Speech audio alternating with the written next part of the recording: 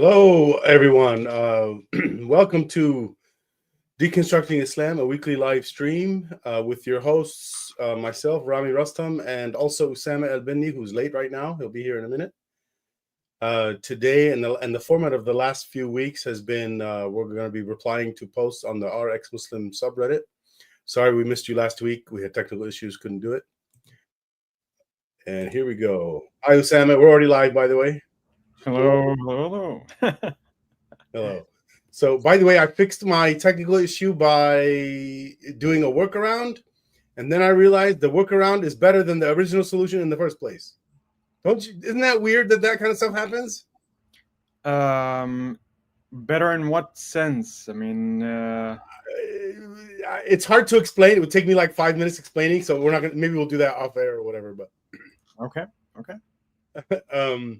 So, did you get a little review of some of the posts that we wanted to talk about? Yeah. I went over the ideas that were proposed there. There seems to be a theme going through, especially the first two of these.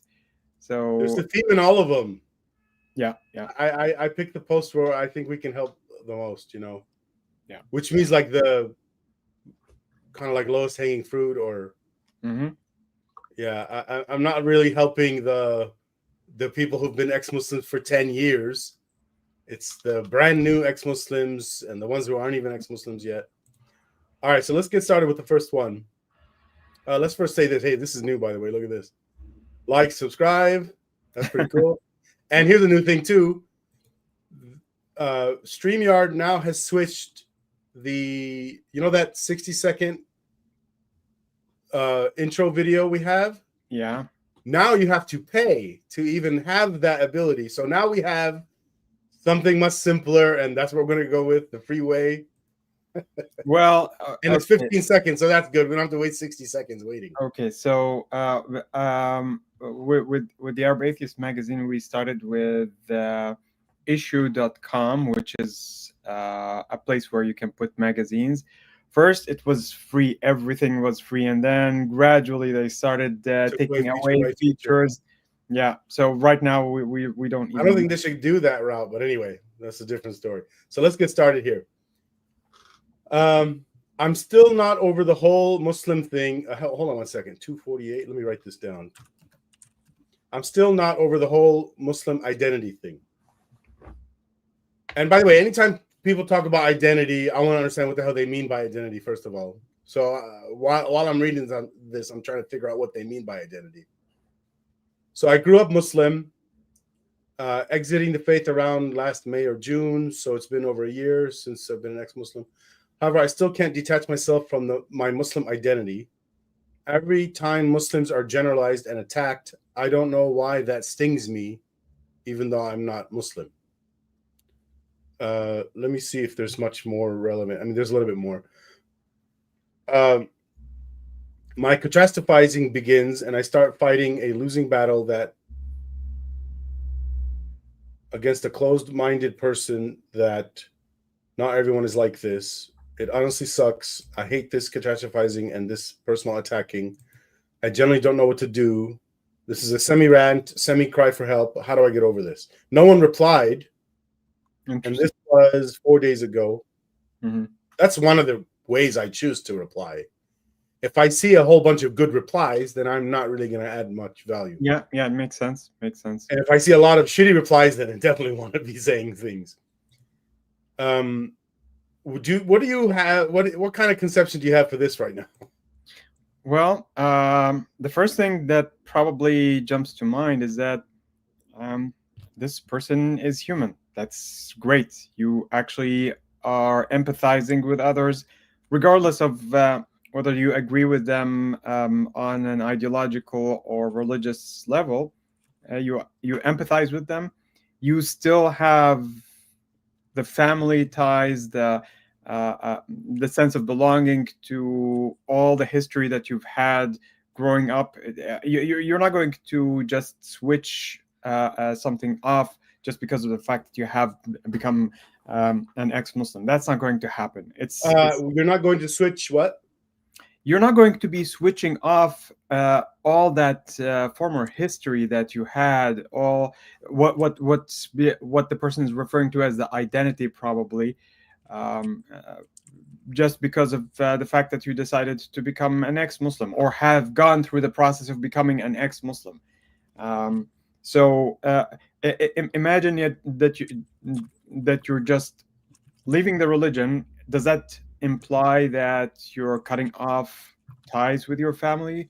Does that mean that every time that you see a Muslim, you're going to be antagonistic and to create some kind of position that's always in the negative? That's not necessarily the case. I think that what's happening here, even though it's obviously bothering the person and it's annoying them, I don't think it's wholly a negative thing. I think that, on the contrary, it's possible to capitalize on it if you see that someone is being wronged just because they are a Muslim. On the contrary, you should stand up. So you're saying the same things I thought, although you're saying it a lot better than I imagined saying it. I didn't think this is an identity issue. For one thing, people who were never Muslims could get offended with you. Yeah. True. People who were never Muslims could, is get offended the right word? Be bothered? Yeah, be bothered, offended. I'm probably, I would use the same kind of language that the person is using. Because we are all humans. Yeah. That's the identity. Yeah, and for me, I'm sure you also have seen ex-Muslims that completely turn around and become against anything that has to do with Muslims. I think that kind of extreme is really by itself is reprehensible. If you're trying, I'm sorry. Also common. Yeah, it's very common. It does come from a legitimate place. When you feel some grievance, having been gone through all sorts of oppressions, all sorts of circumstances in the process of leaving Islam, or in the process of just being Muslim, and then all of a sudden you're outside of that. Some people do feel a need to create this kind of antagonism against Muslims. I think the feeling itself is justified, but when you rationalize it, you will see that, especially when the other side gets victimized by this position, I think it's something that you need to rethink about. So I don't think that the position that this person is expressing is by itself a bad thing, even though it's bothering them. I would also look at the fact that 1 year is actually not enough to distance yourself from all that baggage that you have probably carried for all those years. It takes a lot more time to expunge all the remnants, and you'll still have some left. So I know a lot of Muslims who still, ex-Muslims, who still cling to certain ideas, certain behaviors, empathize, like he is described here, with others. So I think it's normal. Being an Here's another way to look at it. Mhm. Suppose this person, this ex-Muslim, switched back to Islam. I'm not saying they should, but suppose they did. Whatever those things those people are saying about Muslims now affects him again. Like, it's wrong on everyone. Yeah. So I didn't write everything you said, obviously, but I wrote a good chunk in the beginning, and I think it's also a good idea to link this with the so-called idea of Islamophobia, because what happens is that people are conflating two different things. If you are against the people themselves, that's obviously wrong. Ex-Muslims are not against the people. The people are people, and whether you're a Muslim, an ex-Muslim, whatever you are, Most of us, but yeah. yeah, it's the ideas, it's the thoughts, the ideology, the religion that's being targeted with criticism, and it's so making that distinction, feeling empathy with the people, that's actually very normal, and it's very welcome. It's healthy. I think We need more of it, I think. There Yeah. isn't enough of it, I think. exactly. All right, you ready to go to the next one? Yeah, let's go ahead. All right. I left Islam, but the guilt still haunts me. Advice. Why don't you start reading, and I'm getting ready. Right. So this person says, "Hi, I'm an ex-Muslim, and I still struggle a lot with guilt, especially about things that were considered haram. Even though I no longer believe, sometimes I feel this deep fear or shame, like I'm still being judged somehow. Even though I've left Islam a long time ago, I still find myself hesitant when it comes to flirting or anything related to sexuality. I still feel like a taboo. I still feel like a taboo, as if doing those things makes me a sinful or bad person. This is just one example, but I still carry this deep sense of guilt, like I'm being judged even though I no longer believe. Is this part of Islamic trauma? Has anyone else experienced something Like this. like this? How do you cope with the lingering guilt or fear after leaving Islam? I'd really appreciate your thoughts. Thank you." They got a lot of comments, and they already deleted their post, but it's possible they're still going back and looking at it, but they're definitely not getting notifications. Yeah. The guilt is not going to go away just because they received replies, obviously, and it's but it's actually interesting that this got deleted. I'm wondering if the person felt that they got the reply that they wanted, or that the Some reply. of them, see if they were good. Yeah, let's go ahead, because maybe the replies were convincing, maybe the replies were hitting the point, or maybe they felt like it's actually. So here's the thing: if you feel some guilt, there is a kind of a satisfaction that you're responding correctly to that stimulus that's supposed to make you feel guilty, and so you might actually don't want to get rid of that feeling on some level. Maybe you actually have If I committed murder, you're saying, and if I feel guilty, you're saying that it's maybe the proper feeling. maybe the person maybe feel because here's the thing: these feelings are very much associated with the feeling of morality, that you're doing something immoral. And so if this is part of your constitution, that you have learned this right from the crib, Well, a lot of and that was indoctrinated into them. Like, Yeah. obey your parents. So if you don't obey your parents, therefore guilt. exactly. And so probably the feeling of guilt is coming from this kind of conflict, that you want to get rid of that feeling, but at the same time it is something that's so ingrained. It has been indoctrinated right from childhood. It's something that's a process to get rid of. And the person saying they have left Islam a long time ago, it's not something, again, like the previous poster, it's not something that you just switch off just because you have left the religion. What did you mean by maybe it's a good feeling when the very specific thing we're talking about, like, we know it's wrong, like there is misplaced guilt. This is one of them. Yeah. So, like, what did you mean by maybe it's a good feeling in this case? I think that's what you mean. Well, maybe the word "good" is not the right description. Maybe you didn't say good. I might have translated. I did use the word "good." Probably what I meant, the right feeling, like you're doing something that you. Oh, I think I know what you mean now. Okay. I think what you're saying is, if that thing really is wrong, then it makes sense you would feel guilty about it. Yeah. So like there's a correct like connection there.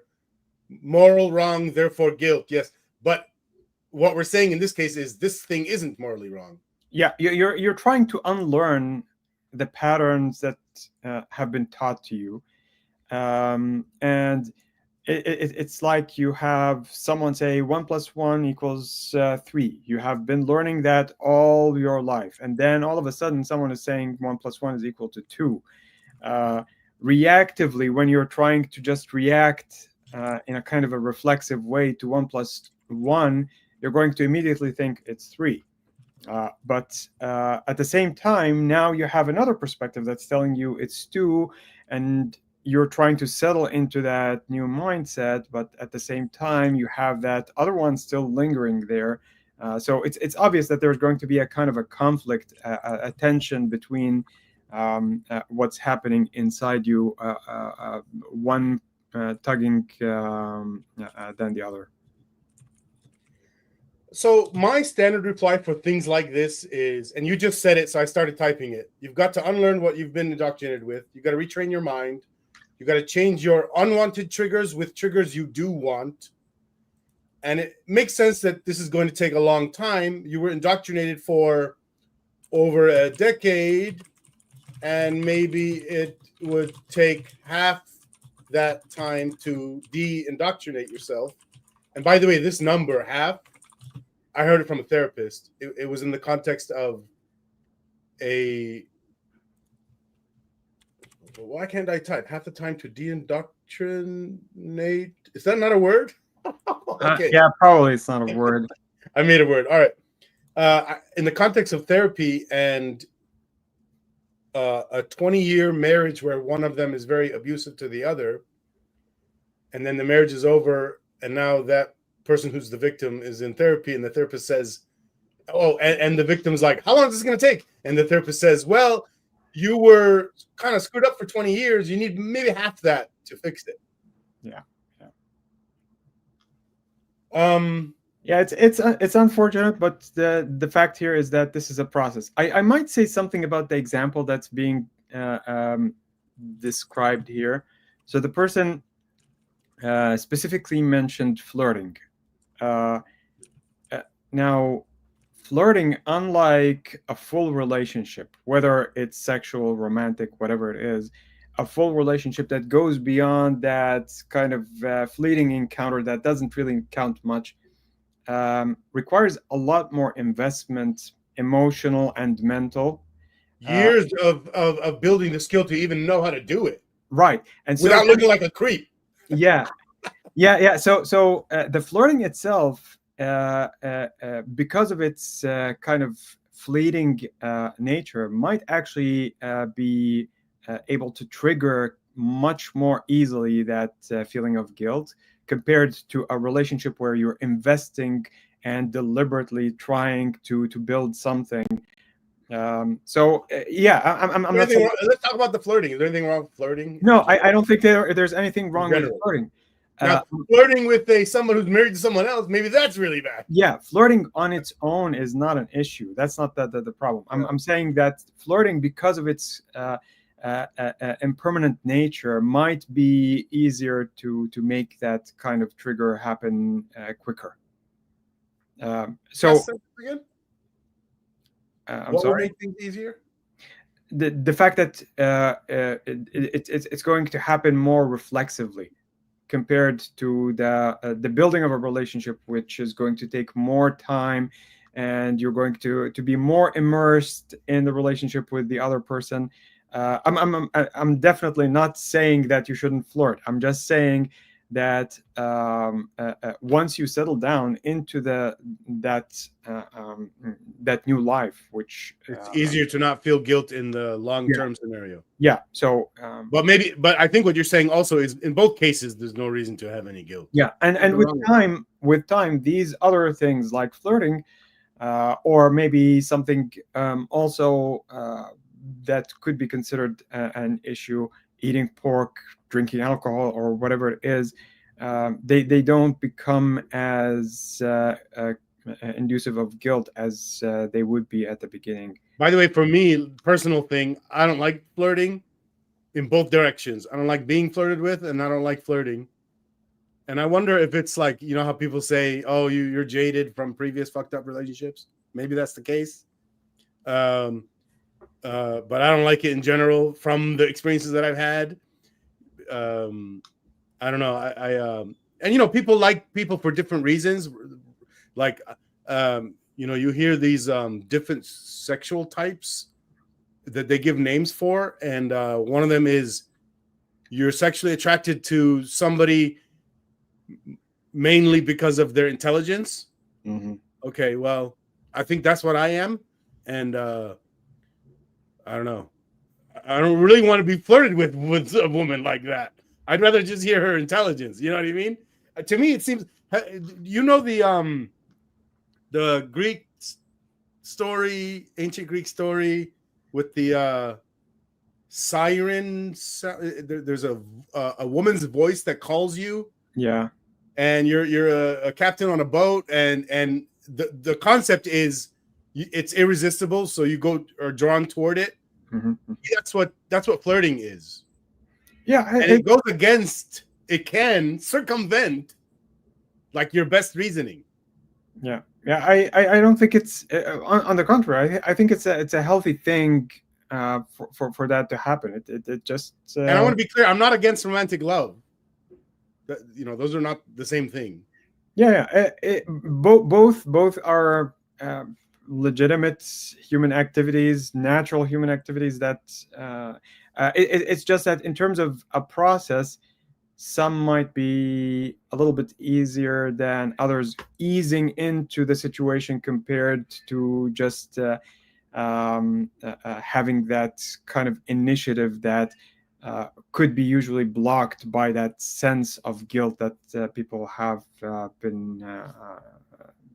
All right. So did you want to, by the way, I think there's like a kind of a minimum amount of text we should be writing, but also a maximum, like maybe maximum is no more than 1 or 2 paragraphs. Do you want to read some of the other replies and then potentially? Yeah. Let's take a look at some more. Add something to disagree with them. Yeah, let's look at one that generated maybe some activity, or one that is... or where they replied. Here we go. Yeah, they replied here. So do you want to read this? Yeah, let's see. As if Muslim guys never have sexual urges. Prophet Muhammad. I don't know if prophet is intentionally written as prophet. Yes, it is. Of course, it is.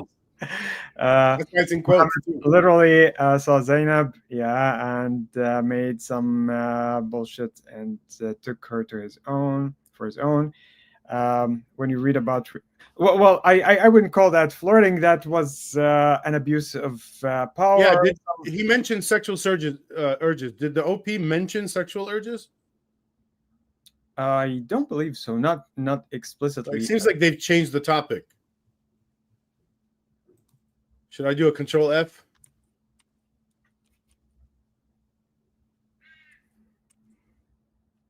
Yeah, maybe urges. No urges. Yeah. Okay. So he changed the topic.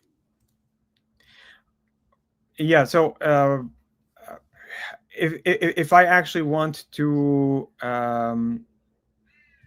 think about that from the perspective of evaluating how Muslims view sex, it's actually the other way around. It's not that Muslims are just these chaste people who never think about sex. Sex is only for procreation. They're not like that. And on the contrary, sex is on their mind in every situation because of the fact that you have this separation of the sexes, because sex is so regulated. And there's a kind of probably a historical reason for that. If you go back to the early society of Medina, Muhammad used to prevent the women from showing their faces. He would prevent them from plucking their eyebrows, for example. Why would that be? Maybe they're afraid of being flirted with. Well, because one of the reasonings that are floated about that is that he was actually trying to induce the fighters to want to get booty from other people, including female slaves. I just realized something. Mhm. The OP is feeling guilty about flirting, and I just remembered something that's like an elephant in the room scenario. The view that Muslims have that causes them to want a hijab in the first place is women, what is it?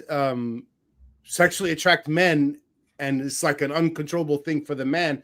Mhm. Flirting is like taking that and multiplying it by 2. Yeah, but flirting also is another issue if you think about it in a Muslim society. Flirting, if you're flirting with someone's sister, someone's daughter, you're actually insulting their honor, and that would be a taboo for a completely different reason. It's not one about sexuality itself. It's then an issue about the male hierarchy that you have in the society, the place of women there, and so on. So there are other things that are involved in this, especially if you're talking about this in a Muslim society. She agreed with you. This was the reply from the OP. But when it comes to flirting or sexuality, I still act like it's some kind of taboo. Maybe because I still live with my Muslim parents and I'm in a country with Muslims. Although I would say it's deeper than that. It's the way you were raised. Like, even if she transported herself to another country, Yeah, and was not connected to any of those people, I don't think it would go away all of a sudden. Yeah. It would take a while. Flirting is, in a Muslim society, flirting is on par with full-on intercourse. So it's not really different from that perspective. If you're flirting with someone, that someone, if it's a girl who is not married and she's not related to you in marriage, then she could be killed because of that, because she would have defiled the honor of the family. Are you ready to go to the next one, or did you want to go further? Let's go down a little bit. I noticed that in that reply there were other things as well that were mentioning. Okay, they it seems that this person is focusing mainly on Muhammad. Be more aware of 9. Okay, I mean this topic has been completely overused. Well, whenever people say what you just said, though, I think it's unfair because there's new people all the time. There's new 11-year-olds, new 15-year-olds, new 20-year-olds, new 30-year-olds, new in the sense that it's the first time they heard it. They just came out of Islam, so I think it's worth it for everybody until it's fun. Yeah. So here's the thing. When I was growing up, we did have in religious education at school, I believe it was mentioned. I don't recall right now specifically, but it was mentioned, and it was mentioned in a kind of a casual way that it did not even register for us. Okay, yeah, he married a 9-year-old, so okay, yeah, that's that. He's the prophet. There were reasons for that, and so on. We never actually even felt anything about an issue with this. And so until today, if you go to many Muslim countries, the practice is still there in reality. I've never seen anybody have a 9-year-old marry an older man. Look at this such helpful question. Can you lift 400 pounds? I don't know what that's about. Why do people do that? What's that even mean? Okay. Well, that might be actually an indirect way of saying there are certain things that you won't be able to do. So can you lift maybe? I mean, there are probably people who can lift 400 pounds, but lift how? He didn't even say like bench press, squat, over your head. Can we? I want to do one that I didn't even send you. Is that okay? Sure. Yeah, go ahead. I think it's simple.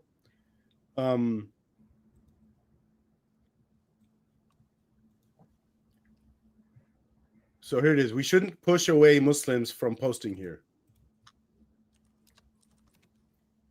Okay, so what made this post stand out for you?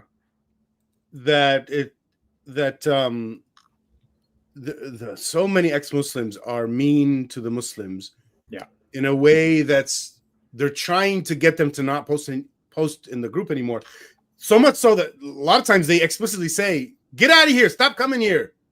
Yeah. I've seen that. Stop asking us these dumb questions. The thing is, the person asking, it could be the first time they ever thought of the question. Mm-hmm. And the ex-Muslims who are replying, okay, yeah, you saw it 1,000 times. You've been here 2 years. I think a lot of times the ex-Muslims that are replying this way are young and don't think about basic shit like there's new people born every day. Yeah. It's. I think many of the people who just left religion, like I was talking at the beginning, have a kind of a pent up feeling of just wanting to get back at Muslims in some way. And I think this is really unfortunate. And one of the things that these new ex-Muslims need guidance with is especially this kind of thing. Just because you're an ex-Muslim now doesn't mean that you have some kind of an elevated status compared to the other people at a human level. If you were able to somehow find your way out, what you need to do is to help others, not to become their enemy. Definitely don't shame the people that you were last week. Yeah, exactly. How does that make any sense? Exactly. All Muslims. Exactly. We're going to shame people for doing something. We did that last year. Yeah. I usually view the one of the callings that we have as ex-Muslims within a Muslim society is to help others who are still there. Not only to help ex-Muslims, but also to help the Muslim society as a whole.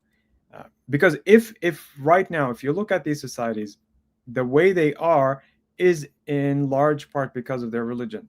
And if leaving the religion is going to free you from many of these shackles that you have had over there, and would be preventing the society as a whole from progressing, then being the sound of reason, being the sound of the voice, rather, of reason, the voice of moderation, would actually be the preferred way to proceed, rather than just to turn against those people. I don't really have anything to say to this person besides to say, hey, come listen to our live stream, watching us agree with you. Do you want to read this and then see if we could add extra? Yeah, let's actually go in some details. I sometimes see posts or comments of people arguing or telling Muslims to go away, or that they are not welcome here. I don't agree with that. I'm glad that this person is saying that, not only for just out of courtesy, but also if you're really interested in going beyond just, okay, I'm an ex-Muslim and I'm now with my new tribe and I have nothing to do with anything else. You want to engage the other side, and a platform like this, especially a platform that is especially run by ex-Muslims, or is one that has a lot of ex-Muslims, is the best way to have a kind of a meeting point where people can talk together, can probably see what the other side is saying, but it's especially for humanizing the ex-Muslims in the eyes of the Muslims. Because very often the ex-Muslims, they leave the religion in the background. They don't actually show that. And because they stay faceless, it's very easy to demonize them. And the best way to actually combat that and to improve the situation that ex-Muslims have within a Muslim society is to have a direct engagement with the Muslims. And I have personally seen that in our groups on Facebook in Arabic. We have so many Muslims over there, and they do engage with the ex-Muslims, and there are sometimes genuine friendships that are created, friendships that would not have happened otherwise in the real world. If this were the case, and you don't have that kind of platform where it's possible for people to talk to each other, they would just have that barrier always between them, and it would just be perpetuating this this situation. So I don't think that it's a good idea to even create that kind of hermetic environment.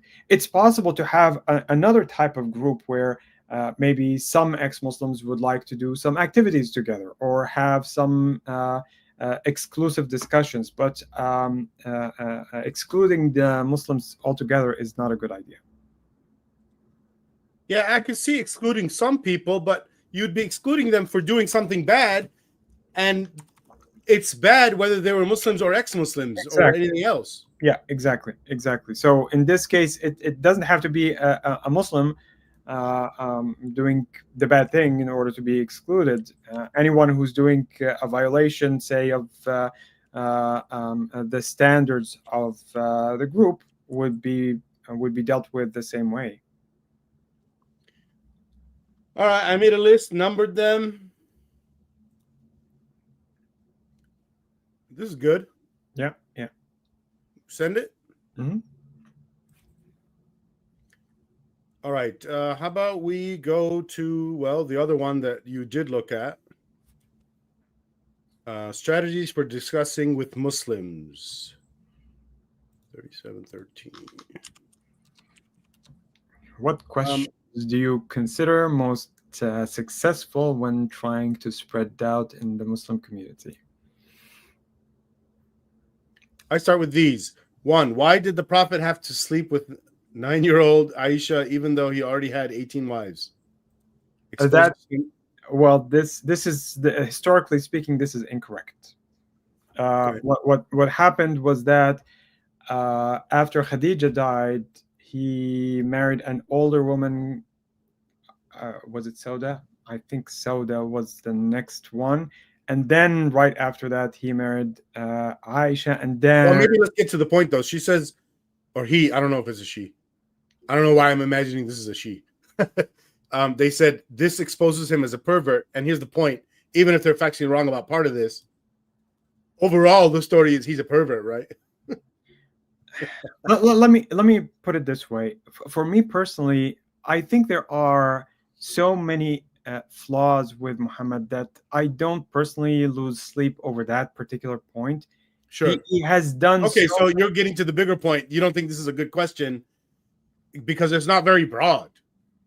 I mean, yeah, it's not broad. It doesn't actually address really big issues about the credibility of him as a prophet. Because if you're just saying, okay, he's a pervert, yeah, maybe he's a pervert, and maybe God sanctioned that, or if you look at how Muslim apologists respond to that, well, no, Aisha wasn't actually 9. There are hadiths that show that she was at least 18 years old when this happened. So, but having more than one wife makes you a pervert, right? Or no? I don't know. I don't even know what a pervert is. I'd have to look it up. What is a pervert? Yeah, I mean, this is trying to probably appeal to a more visceral rather than a cerebral reaction. Unacceptable sexual behavior. Unacceptable by, I guess, like our current best standards that we have so far. I mean, having more than one wife does that, and I wonder if just saying, well, Muhammad had more than one wife, or if the question was, how many wives did Muhammad have? And then that's your best question or go-to question to get people out of Islam. Well, actually, then put me in as a pervert, because I have no problem if people consensually agree to have multiple wives, multiple husbands, as long as we have adults that are consenting to do whatever they want. Who cares? Oh, so that, well, yeah. The concept of pervert, I think, is based on the current culture. Yeah. So if they're against it, you're a pervert. If they're not against it, you're not a pervert. Yeah. Yeah. And yeah, the whole, even in America, I say even in America, I imagine there's places in the world that are more advanced than us in this area. We have a lot of Christians here, but where was I going with this? I had a disclaimer and it ruined me. You ever find yourself having to say a disclaimer, but then you forgot the main point? Yeah. No, it's. But okay, let's go on to her second question. But so the 9-year-old thing is definitely a problem, but you have to look at the entire conduct. You take the whole slew of things that Muhammad has done and give them that as a set of things. Just focusing on one thing just in order to create a reaction, especially one that has been, I don't want to say that it's been discussed to the death, but it has, and it's one that has been just overused. It's definitely one to consider, but not on its own. So why haven't Judaism or Christianity ever mentioned the Kaaba, although it is supposed to be the house of God? And she's saying her logic shows the inconsistencies of the religion that wants to be in line with its predecessors. Well, I can steelman this, and I can say the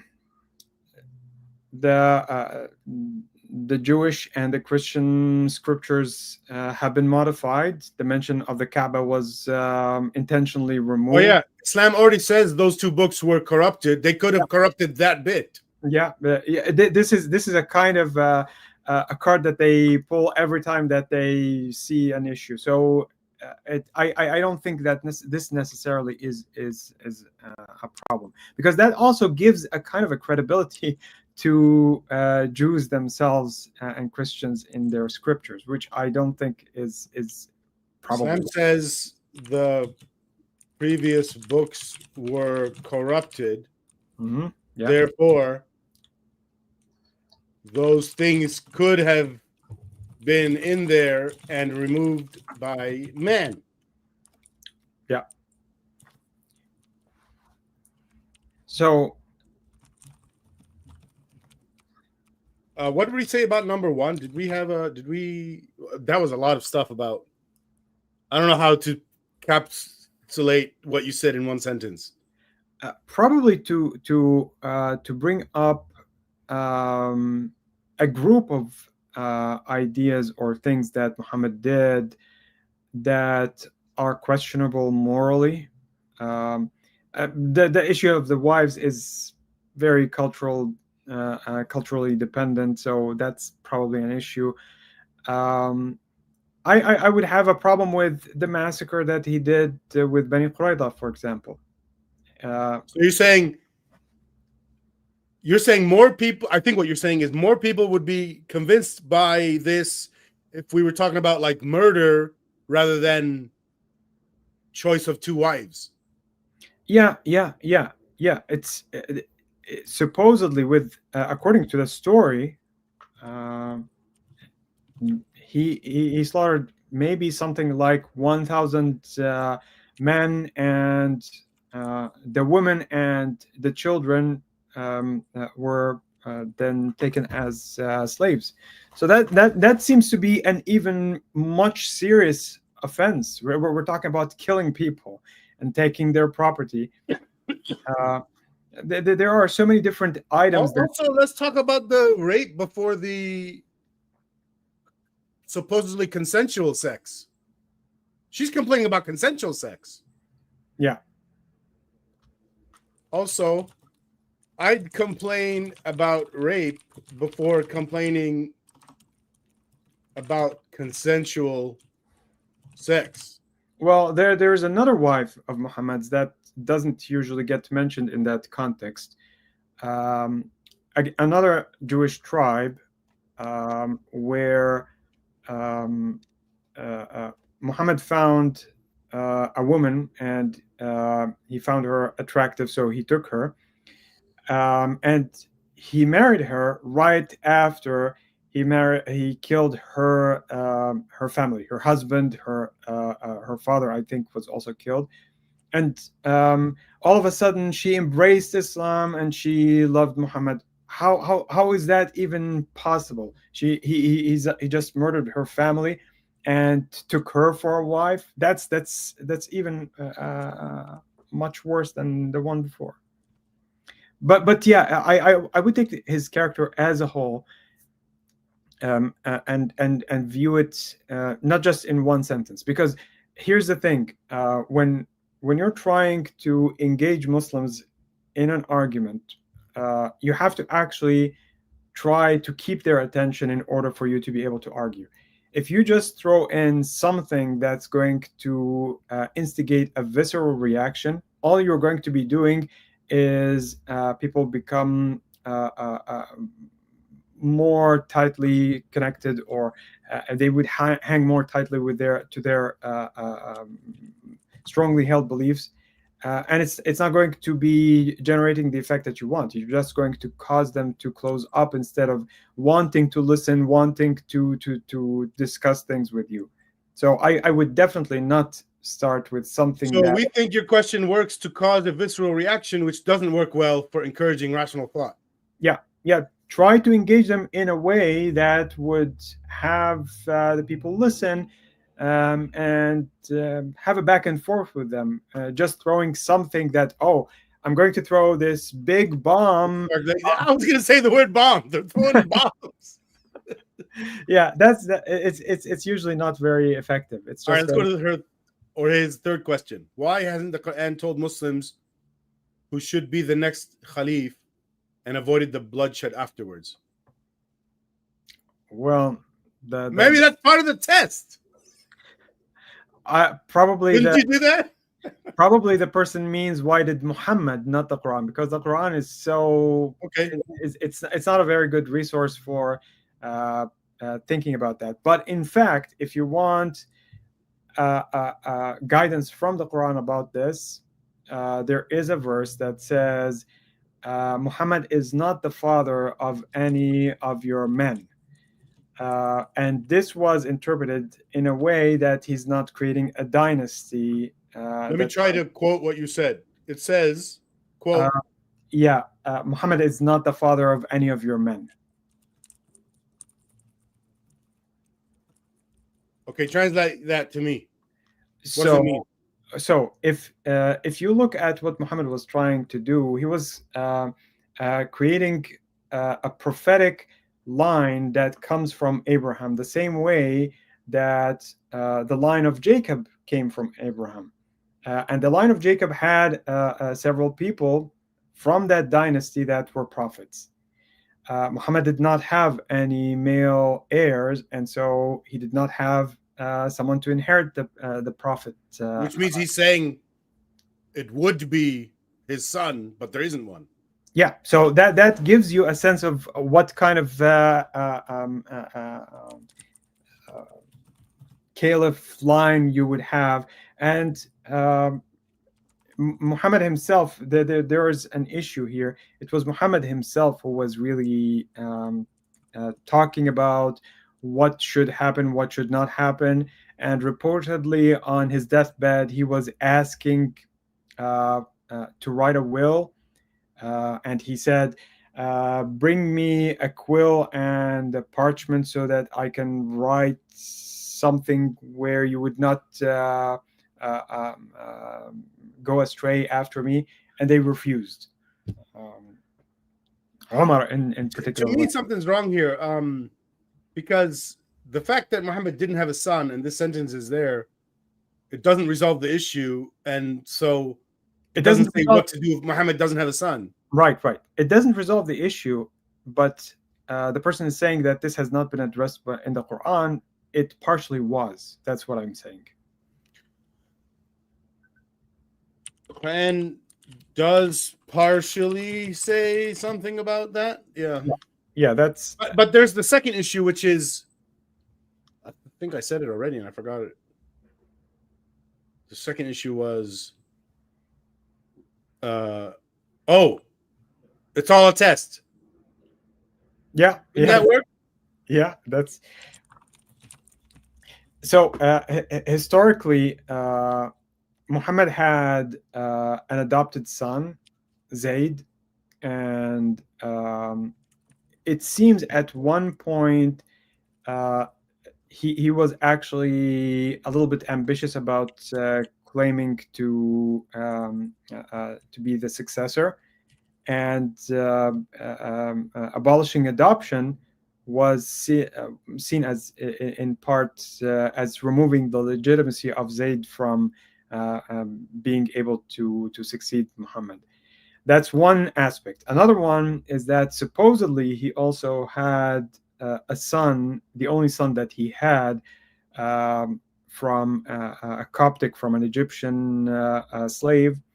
And he was called Abraham in a way that might be suggestive of a dynasty, since Hagar and Abraham were supposed to be the parents of Ishmael, the initial start of the line from which Muslims claim to come. And so that son, Abraham, also died. And he was actually, there was a big issue about who was his father is. And so there was a big problem that happened about that. All right, let's send this. And then I added a sentence at the top.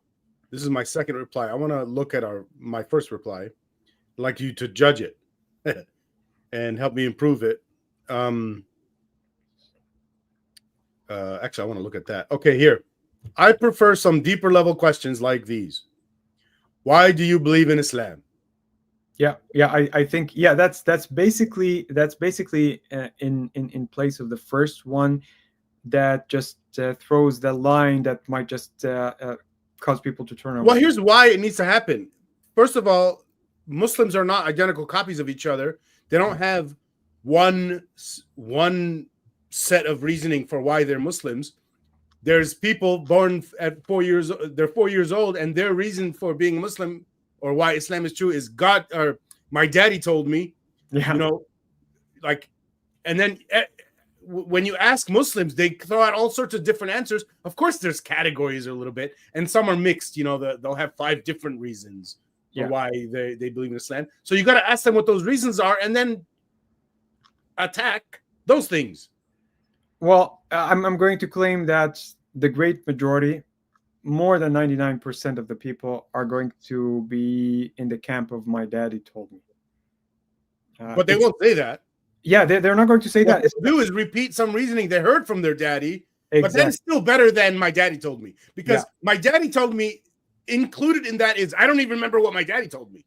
Yeah, but because I would just say that reasoning if I remember. Yeah, but what I would say is that with that kind of question, as the person is arguing with the Muslim, keep in mind that my daddy told me is actually at the heart of all this. Oh, of course. Yeah. You could always, like, sort of, the discussion could end with something like, yeah, but why do you believe what that guy said? Yeah, exactly. Once you go down the chain of reasonings, it's just going to be because it's so, and because it's so. That's what. And why is it because it's so? Because the book said so. Yeah. And why does it? The book itself is just what people told you. Yeah. And it's not even directly Muhammad. He didn't write it. People wrote it afterwards. Yes. There are complications there as well. Yeah. All right, let's go to the next one. How many imperfections must Islam have before you deem Islam to be man-made? Mm-hmm. Yeah, I like that. Of course, the answer is 1, but the point of this question is for them to ask you here's what they usually do. Maybe half the time. They come back saying, what imperfections? Okay, now it's great because now they're asking me what flaws I see in Islam.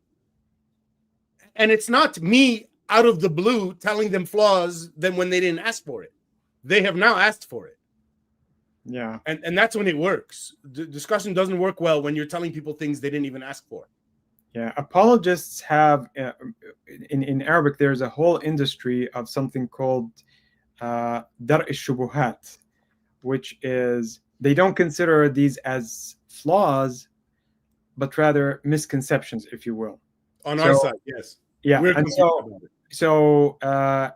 dar shubuhat is clarifying or removing misconceptions, and it's a whole industry. You can find whole websites that lists certain questions that an atheist or a Christian might ask you, and what the reply is going to be. So you can also see that with Christians, but with Muslims, it's just so amazing how many people are engaged in So this. I sit here, and then you can tell them, when they ask you what imperfections are you talking about, you can tell them your favorite imperfection. For me, that's jinn, for two reasons. One is the one I say here, because then we have to talk about scientific logic. Yeah. And then that's going to help them learn scientific thinking, which they can then apply to Islam in general. And the second reason it's my favorite is, well, it's my thing. It's the reason I left Islam. Mm-hmm. Yeah.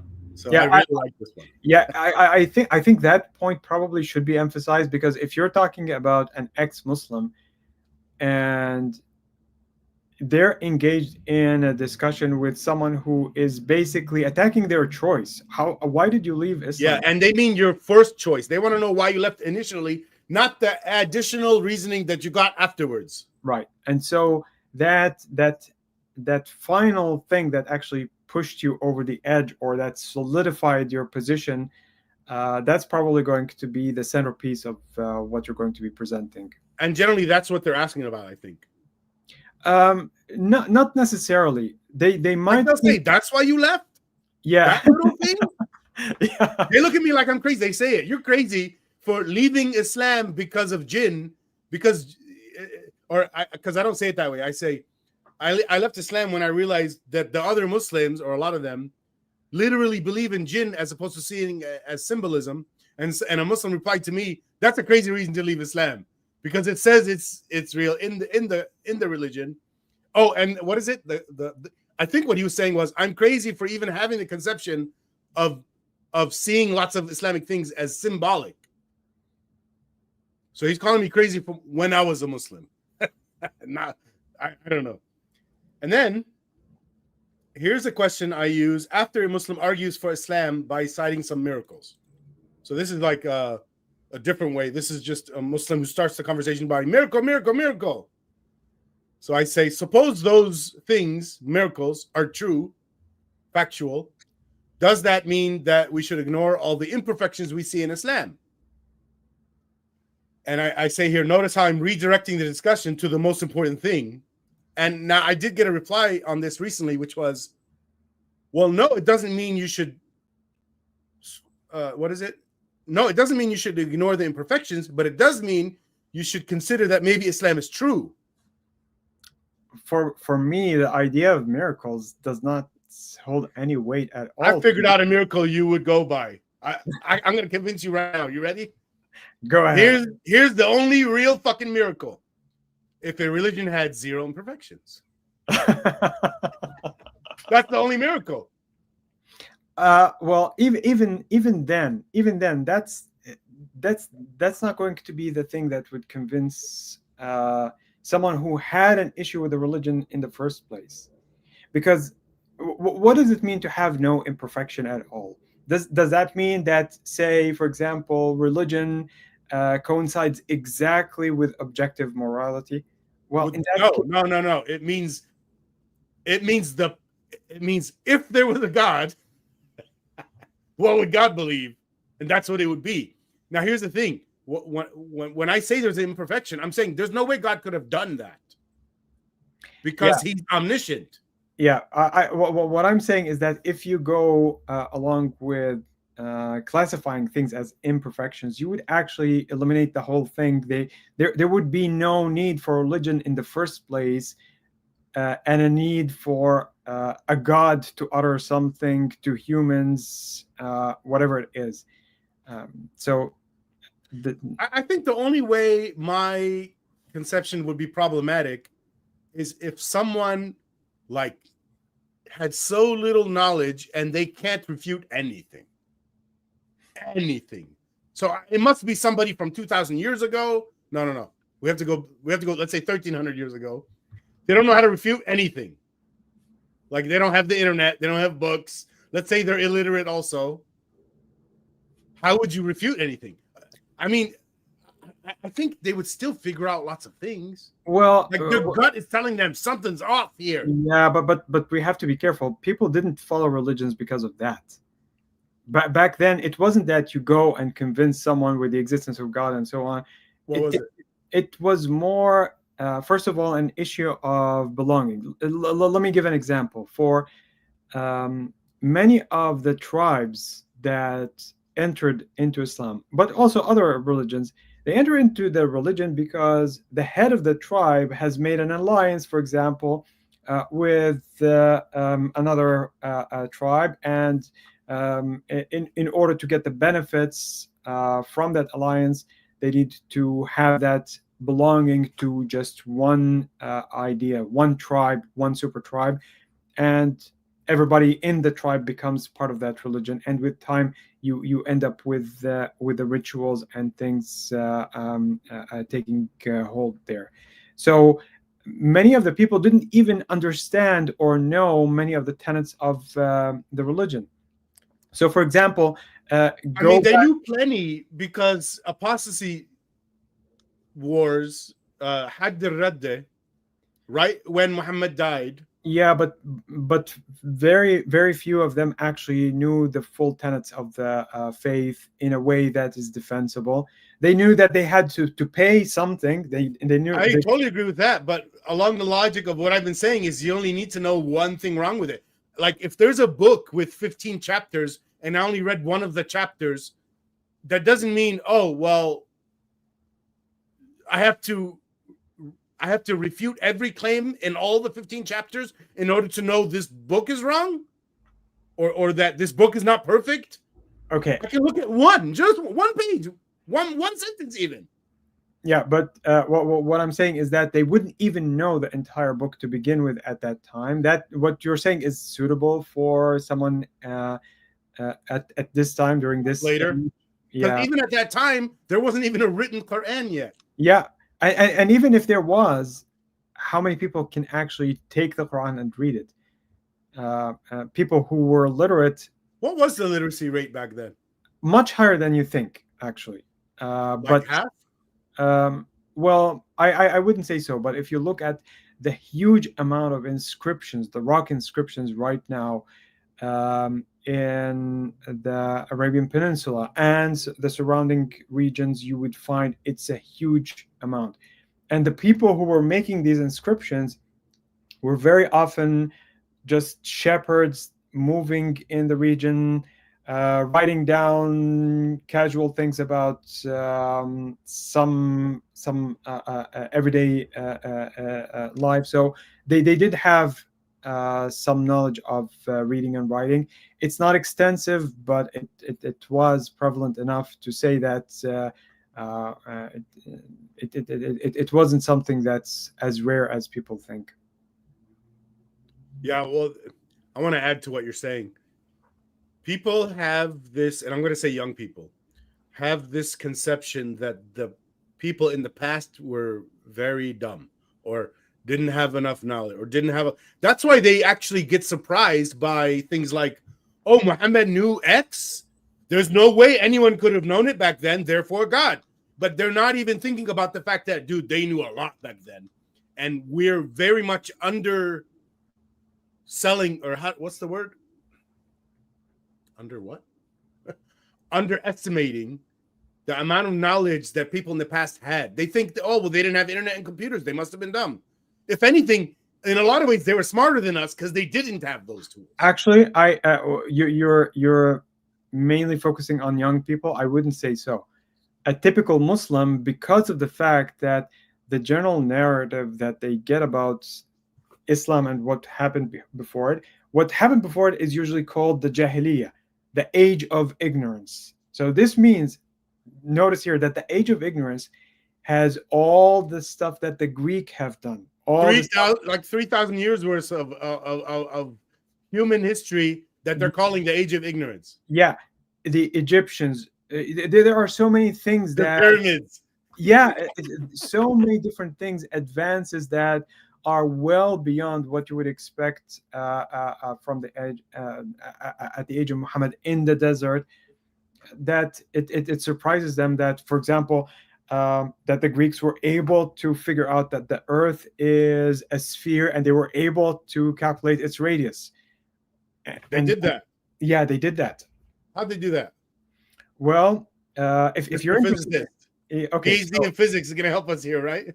well, it's a very famous thing. So if you look at the shadow that is cast by obelisks at different locations, this happened in Egypt, one closer to the delta, one closer a little bit to the equator.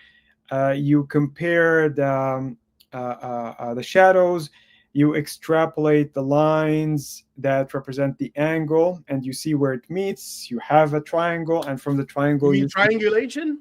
Exactly. Oh shit! Okay. Triangulation, but one that uses sunlight and the size of the shadow. One is one of the 3 points. Well, triangulation in one of the points of the triangles is actually the center of the planet, so it's not triangulation in the regular sense. And they were able to get a measurement of that with really impressive accuracy. And the Arabs didn't do it, yet the Arabs, or at least Muhammad, is saying the ancient Greeks is the age of Jahiliyyah.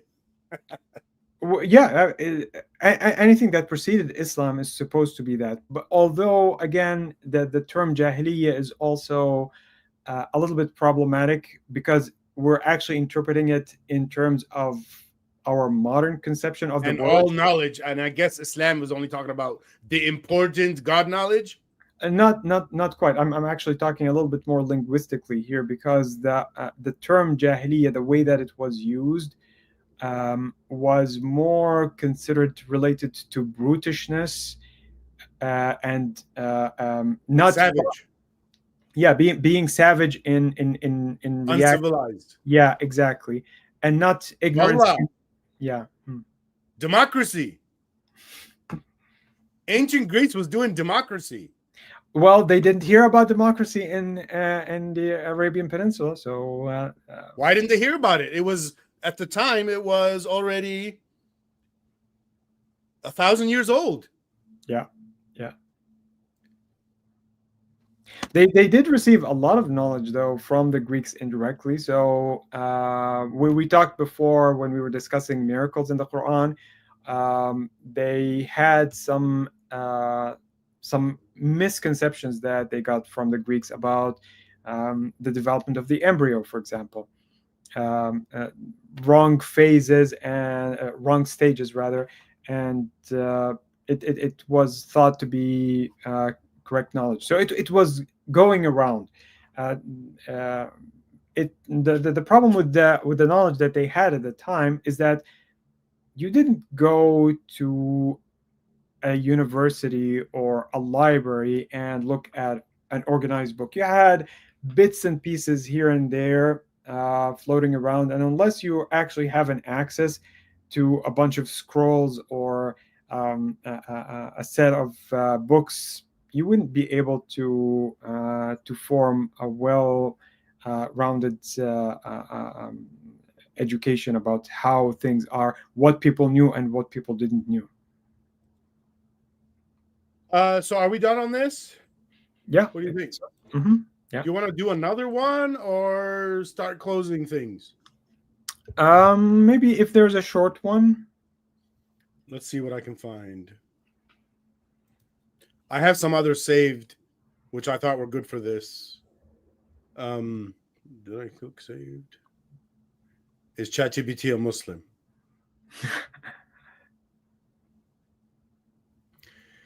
Do you want to look at this one? My mom is currently going through a religious panic fits. Does anyone? I read it already. They're scared about what their mom's going through. Maybe we can help them be less scared. Maybe, I don't know. What's this about? Start reading it. Does anyone know how to calm her down or anything? I'm honestly scared for my life. I was talking calmly about something she did that made me uncomfortable, and then she started screaming and shit. It was literally such a dumb topic.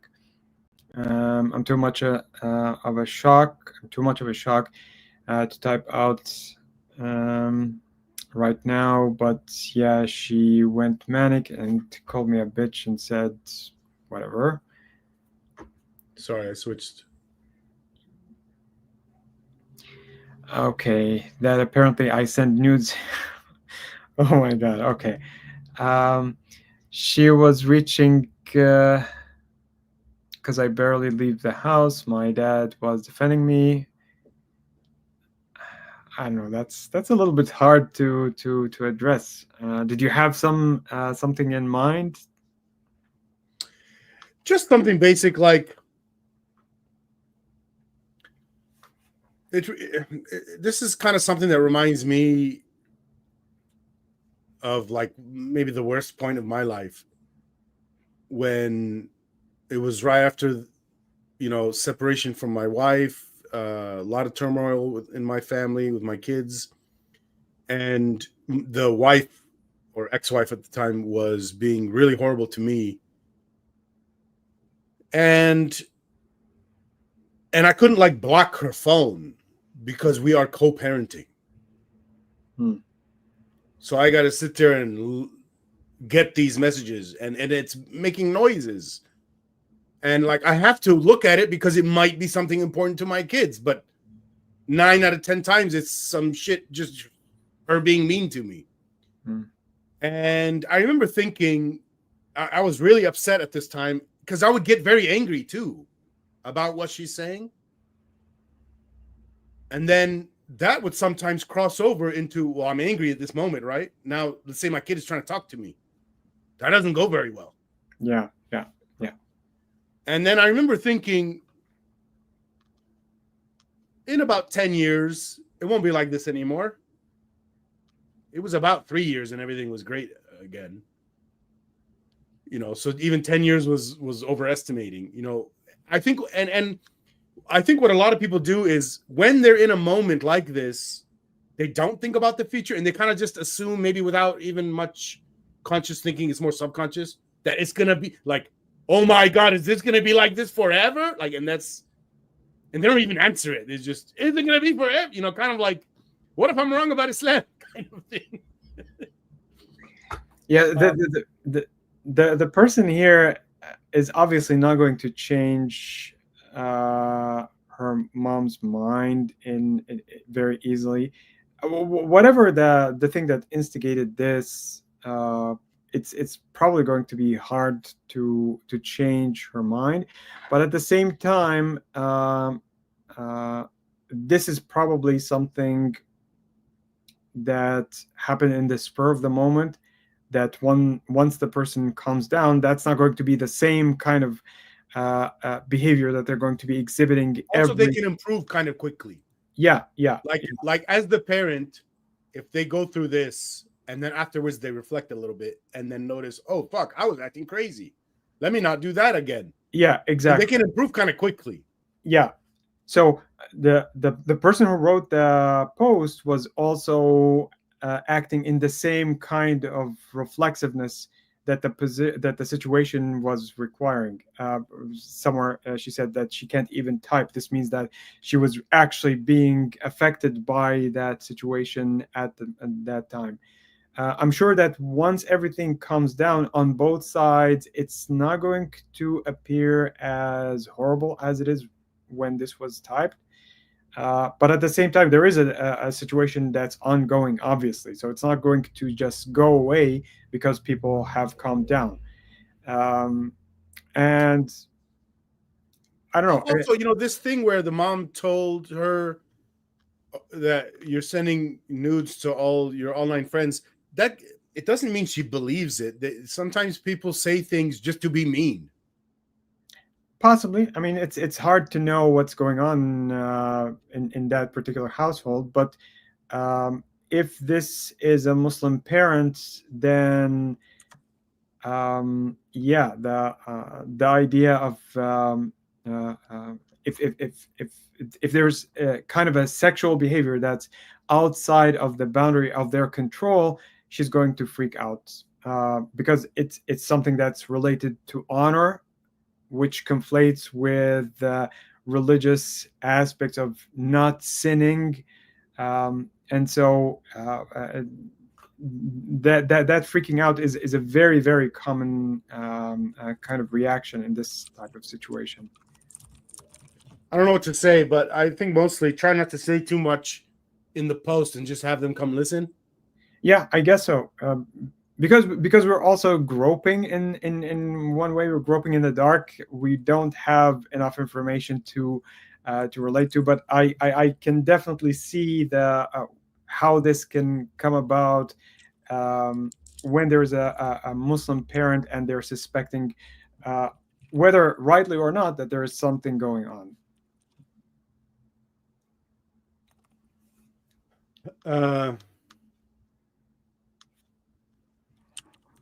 Might help you feel better about this. Yeah, and there is some I think I saw something mentioning getting a job. I would actually, if I were this person, I would actually try to get a job. There's a sense of independence that gets created when you do have a job, and it's also going to maybe Said her schedule's full. I guess that means school. So she's worried that the job would conflict with school. Maybe, but I think the job could satisfy more than one thing: a sense of independence, and also maybe a sense of satisfaction on the side of the parents. I don't know. I'm just guessing here, but I think that sometimes is the case. Might have a positive effect on the parents' view of you. Yeah, possibly.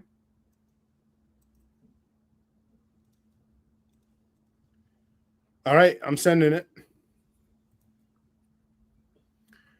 Okay,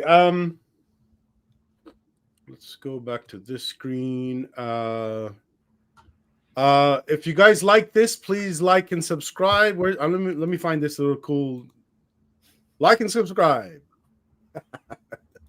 So today's broadcast didn't start with that intro, or did it? Or a reduced version of it? The intro, I have to use another intro now, a basic one from StreamYard, and it's not this, it's something else. It just says stream starting soon. There's no music, and It's only 15 seconds. So we have 45 seconds we'll be saving next time. Okay, that's fine. Yeah. So Deconstructing Islam is part of Uniting the Cults, a nonprofit to rid the world of apostasy laws. I don't know if it's obvious, but one of the things we do is help people who are struggling with Islam, which we see as would help people out of Islam. And the more of that happens, the less the apostasy laws will stick around, right? Mm-hmm. Yeah. Read, sign, and share the manifesto, the Apostasy Day manifesto. It's on August. There's an event August 22nd. We're doing a live stream with Uniting Cults and many other organizations, EXMNA, CEMB, EI, what is it? EXMI? Yeah. EXMI. Mm-hmm. Faithless Hijabi. We're trying to also get some of the YouTubers, or not some, but one. I think they're talking about Apostasy Aladdin. And then one other thing is we just did our first anniversary of Uniting the Cults. We did a live stream on 6/14, just over a month ago, where I was joined by Maryam Namazi, Wissam Sharafuddin, Apostasy Aladdin, Zara K, and also Aisha Khan, who was with me on the episode with Zara K. We had 4 great interviews, aside from the first hour, which was explaining the goals and the progress we've had and next steps for the organization, but also the worldwide effort of working to remove apostasy laws. And I guess that's it. Do you want to? I don't have any housekeeping. And next week we're just going to do more of this. I think it's been going well. Oh, to answer your question about, you asked, do the stats at all help us decide if the new format is better than the old one? The new format, there was one episode that went viral, 500 views. That's not viral, but a lot of my episodes don't even get 100. Okay. So if we're just going by that, then it's working better. Okay. I live stream. Go ahead. That's one of the question, those posting reply episodes, right? Yeah. The new format of just replying on Exmuslim subreddit. Oh, my brain just farted. What was it? I was going to say something. Okay, I lost it. I don't know. And I guess we got nothing else. Do you want to? Is there anything else? Oh, I was going to say, I did a live stream with Secular Spirit Alim, and we're going to do more. And I like his style of doing live streams, and I want to try to emulate that more. He does a lot more engaging with his audience. I mean, he actually has an audience, but it's hard to engage with your audience when you don't have very much audience. And like we got a comment today. I didn't put it up on the screen. It wasn't directly related, and I apologize to the person who commented and wanted it seen. But it wasn't directly related to any of the topics we had today. It just said this: Philip Malinex. But realizing your whole life and culture for 1400 years has been a lie. Islam is a cult. Cults are about notoriety, power, sex, and money for those at top. Further, it's a pyramid scheme. I didn't put it up, just it wasn't directly related to any of the things we were talking about. But, if people have comments and questions that are more directly related, we would put it on screen right away if we can. Hopefully not interrupting you while I'm doing it. And we also want people calling in. We didn't get any of that. I realize now after today, though, that the last couple of times where I put the link didn't work. So maybe people clicked on it. Maybe people clicked on it, but it didn't work. And the reason the link didn't work is if there's any text at the end of the comment after the link, it gets joined with the link. So I have to write a comment with a link, but nothing after it, no text after it. So maybe people wanted to come, but they couldn't. And then nobody asked or complained. And people, please ask and please complain. We're nice guys. Very kind. Remember, the theme here is our vision is of a world that recognizes love as the goal and rationality as the method to achieve it. And that means things like, we're not going to be mean to you if you say something. We're trying to help people. That's the point of doing this. Yeah, agreed. So, all right. Well, that's it. Osama, why don't you stay on for a second? We're going to go off right now, and we'll maybe talk a little bit. Bye, everyone. Okay.